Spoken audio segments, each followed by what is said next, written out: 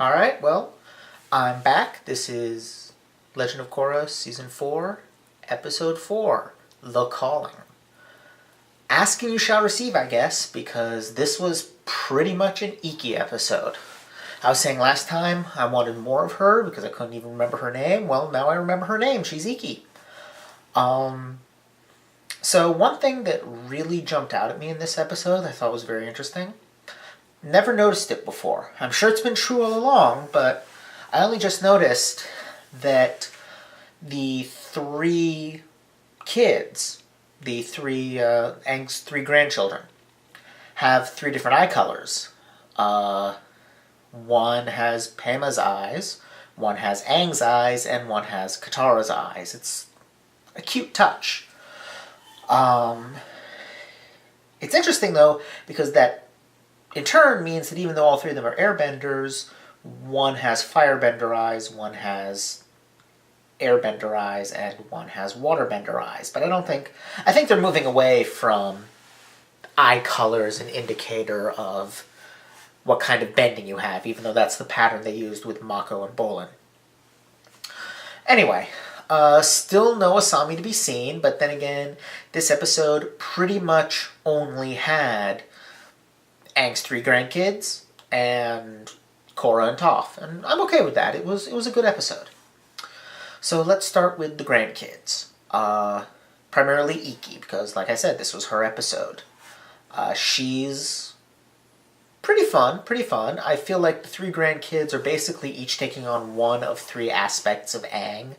Milo is the silly, fun-loving, kind of lame joke-making kid. Jinora is the more serious, spiritual side of Aang. And Ikki is the emotional side of him, distinct from the spiritual side. Ikki, it's most obvious in the scene where she's talking to the two Kuvira followers, the two guards, and pretty much reenacts that scene with Aang in the prison from that worst island ever that I am blanking on the episode title. The people that hated Kyoshi. Anyway, it's the same thing where turns out she wasn't in the ropes all along. She could get out whenever she wanted to, that kind of thing. But it was an interesting reversal because she was more acting as therapist for the guards, although they gave her some advice too. It was a cute scene. It was fun. I feel like mostly it was just there so that we get some sense of who Ikki is. Not to give too much credence to silly birth order theories, but she's very much the middle child. She's kind of bossed from above, but being bossy to below. The in-between kid, the kind of forgotten kid, which, in a very real sense she is, given I couldn't even remember her name. But she's quite likable in this episode, and, she's the one who leads them to Korra, which brings us to Korra.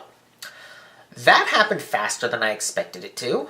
I was really expecting Korra recovering the Avatar state to be a season-long thing, but I think it's workable this way, too. It might be for the best that they didn't drag it out too much, though in that sense it kind of has the same problem as the Guru from Avatar The Last Airbender. That was the episode where Aang unlocked all his chakras, which is a lifelong endeavor for practitioners of Hinduism. That's something only very spiritual people do, and even then it takes them most of a lifetime to master, and Aang does it in like one afternoon. Kind of the same thing here. Pretty accelerated, but, between the fact that she's lived a bazillion lives and is the world's spirit and yada yada yada, I'll go with it. Plus, Toph was involved, and Toph is able to do anything, and just by being near her, people become more awesome, so, So, basically, Toph sends her out to gather some mushrooms, which, of course, there's tons of Western spiritual references there. Mushrooms were called fairy circles, which are circles of mushrooms where in British folklore mostly, of the British Isles, are gateways to the spirit world. Fairy, as that's basically the British equivalent of the spirit world, is fairy. It's also, she goes past a boulder with a hole in it. That's also a thing from British folklore, that those often have spiritual properties. It's often believed that you can see strange things if you look through a rock with a hole in it, or that they cause visions, or allow you to see what is normally unseen. So it was kind of interesting that they went with that, because they normally stick pretty much to your Eastern mythologies, but still, it works for Korra to have her vision there. It's also, of course, a walking Star Wars reference. She's got the wise and old master in the swamp telling her to go off and into the swamp, and she has visions of her enemies. I mean, they had to do the Dagobah thing sooner or later, and I'm glad they kept it relatively low-key, because bleh. Now, I really like the reference to the Banyan Grove tree. I mean, that tree's been there since the swamp, back in Avatar The Last Airbender, but the idea of it is the Banyan Grove tree is great, because, of course, that's playing with the whole, platypus bears and turtle ducks and all that stuff. This whole notion that they're these hybrid creatures. And banyans and mangroves make kind of a great combination, because they've each got an interesting property. Mangrove swamps are usually all clones of one tree. All the trees are actually the same tree. They're genetically identical. What happens is the tree just kind of spreads out and puts up new trunks and grows. Banyans do the opposite. What banyans do is that they'll spread and spread and spread until a branch gets so heavy that it touches the ground. And then it sprouts roots and becomes a new trunk. So you get a whole field of trees that are actually all connected at the top, but have separate trunks and root systems. So the two together really help this whole thing where the swamp is interconnected. Which kind of brings me to something that it's really a thought about last episode, but I didn't talk about it last time because I didn't really think about it. But this idea that Toph is like super connected because she's hiding out in the swamp all by herself, I don't buy it. The reason I don't buy it is because, yeah, she can see her kids, she can see everything going on all over the world, that's great, but they can't see her. And connection is not a one-way thing, it's a two-way thing. You're not really connected unless people can reach out to you as well as you being able to see them. So I'm really hoping we get something to do with that, because it would give us more Toph. Like maybe she has to come out and actually do stuff out in the world. Because, she's Toph. She should. And because I still want a sequence where Toph, Zuko, and Katara kick metric tons of ass. Tenzin can join in. He's close enough to old.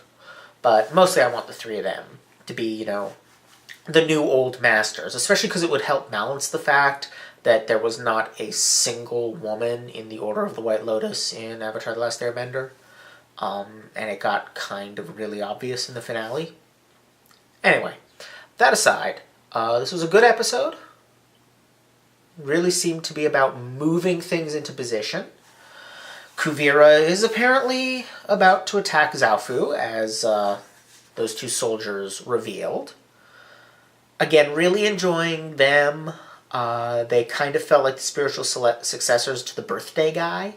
They have kind of these little kid concerns, even though they're adults in the evil military. I like that. It's a fun gag.